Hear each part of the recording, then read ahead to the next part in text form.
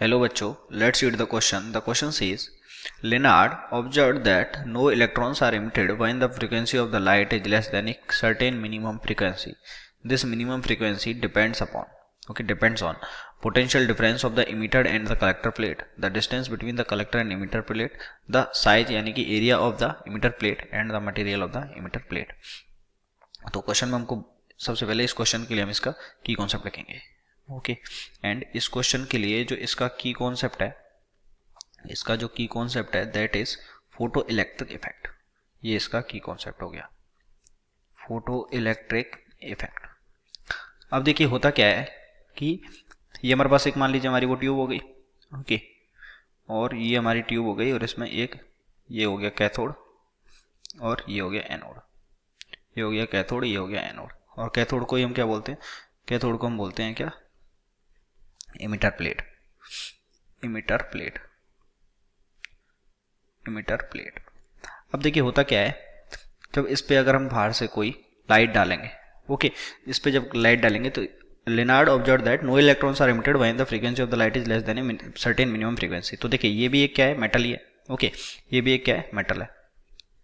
ये जो प्लेट है ये एक मेटल है. तो मान लीजिए ये हमारी मेटल हो गई और इसका वर्क फंक्शन हो गया क्या, एच न्यू नॉट.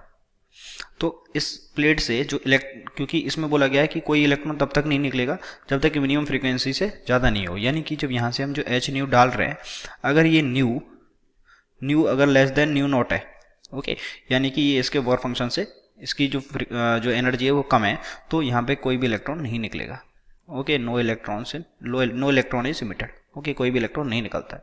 लेकिन जैसे ही ये न्यू नोट से ये जो न्यू है ये अगर ज़्यादा हो जाता है तो इलेक्ट्रॉन्स इमिट हो जाते हैं.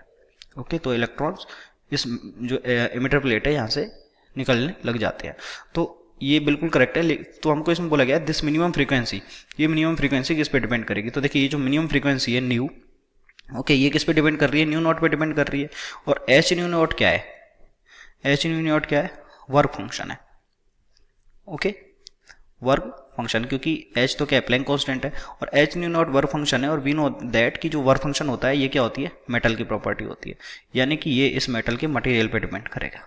ओके यानी कि जो ये वर्क फंक्शन है उस मेटल के मटेरियल पे डिपेंड करेगा, और जो न्यू है वो किस पे डिपेंड कर रहा है, न्यू नॉट पे. यानी कि हम बोल सकते हैं कि ये जो मिनिमम फ्रीक्वेंसी है, ये जो मिनिमम फ्रीक्वेंसी है ये किस पे डिपेंड कर रही है, material of the emitter plate, material of emitter plate पे, इमिटर प्लेट पे.